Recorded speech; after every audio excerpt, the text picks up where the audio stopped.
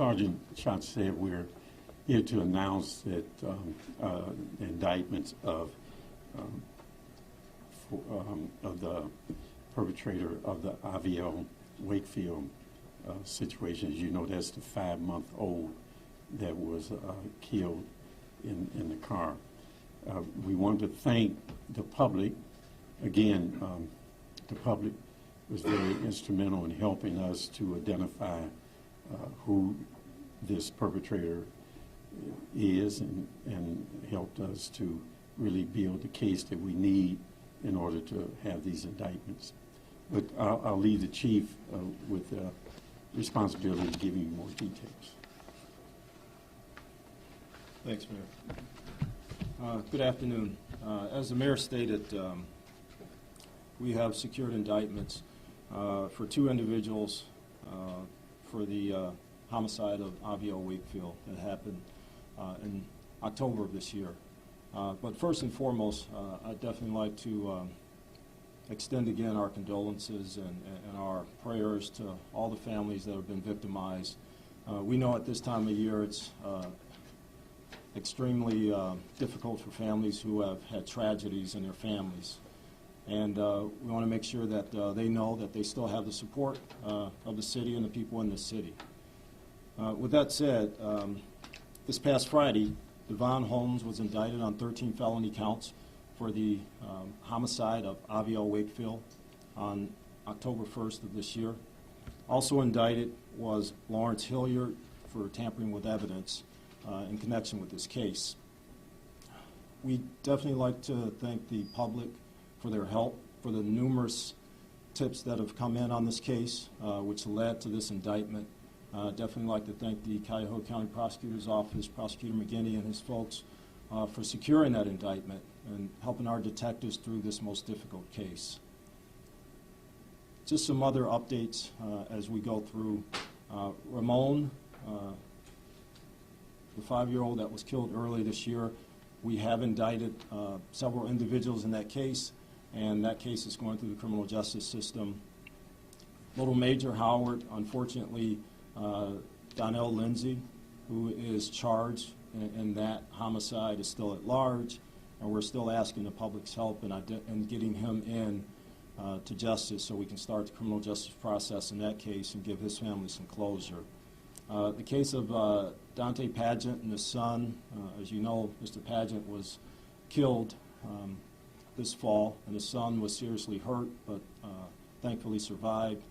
To date, incredibly, even with all the tips that have come in, we don't have any credible leads in that case, so we ask the public's help again in getting something that will bring closure to that family as well.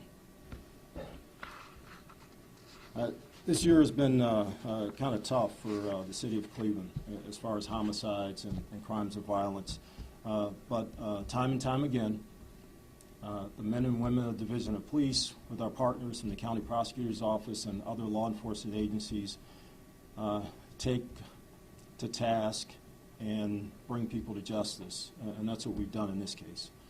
And we can't do it without the public's help. So again, those cases I've mentioned where we don't have closure in, where we don't have people positively identified, we still need the public's help in getting that done. I'm going to stop right there and allow Prosecutor McGinney to say a couple words. Thank you. Thank you, Chief Williams. Thank you, Mayor. I, too, want to congratulate the Cleveland Police for the relentless effort in this case, in all these cases where these children were shot and or killed. These are horrific crimes. I know the police and our office is extremely motivated in these kind of cases. All of us are affected when you think of a child killed and shot needlessly. It's ridiculous. I know that the community cares. The community cares a great deal because there are many tips. There have been so much information flowing in on this case, and people are astonished. There is a line. There is a line out there you can't cross, and they crossed it. Even with gangs, you can't kill children. That we are going to pursue this case with great vigor, as Lieutenant Pill from the homicide unit's men did, and women from that unit who brought this case to us. As we will with the killer of who's been arrested of the 5-year-old Raymond Burnett, and the other cases here. There is Crime Stopper money available, and on these cases, we encourage anybody to go forward. And to demonstrate that the Cleveland Police and the city and with all the other agencies, including the prosecutor's office, have been making progress on these cases.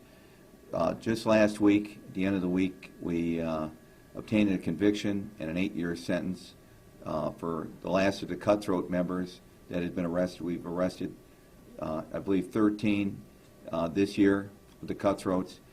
That gang is in essence wiped out. They are in prison or on their way. And we will do that with the other units, the other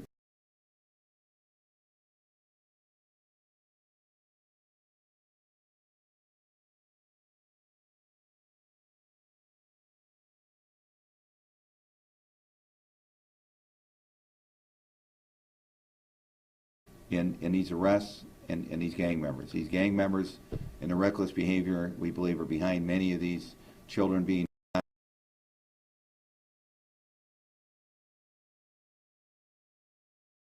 unit and the gang unit and the other departments or other units within department rather and the other agencies they get the help from, and we'll prosecute them to the utmost. I also want to thank Prosecutor Radigan, who worked on this case, and his supervisor, the handsome fella, the shy one, Mr. Abdul in the back. Sal. Okay. Thanks. Any questions? We'll take a couple real quick. Yes, Chief. Is Mr. Holmes affiliated with the gang, and if so, what gang?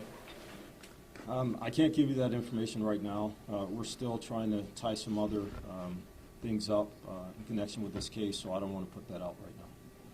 Can you provide any details about why they would have shot at a car that had nothing to do with, the violence? Again, all that stuff is still being tied together as far as the indictment is concerned. And the prosecution, Lieutenant Pello and the detectives in the homicide unit are putting that together with the prosecutor's office to make sure we have what that motive was. We want to make sure on that before we actually put it out there for the public. And what about what about the relationship between Holmes and Hilliard? What is their relationship? At this time, we don't think they have any relationship other than knowing each other from the neighborhoods. But again, we're still investigating this. We're still trying to make sure we tie up all the parts that are going to make sure we get a conviction in this case. What evidence did he tamper with? I don't want to get specific, but there were things from the crime scene that were removed, that we had witnesses to that effect, that ties Mr. Hilliard to removing those that evidence from the crime scene. But it wasn't a drive-by, correct? Again, we're still investigating this, and I don't want to put too much out there because our detectives still have a lot of work to do.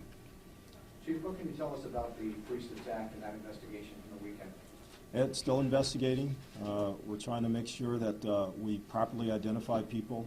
We've had lineups created already for people that we've arrested as early as Sunday night that we think are involved in that case. Those lineups will be shown to victims in that area and other witnesses. And once we secure identification, then people will be arrested. So you do have some leads then? Yes, we do. Prosecutor, Yes, you brought us some of the cases, so you kind of opened the door, as they say in court. What can you tell us about Tamir Rice and that grand jury? nothing. Can you give me any indication about when we can expect anything? Same answer as the one before. Fair enough. All right, thank you.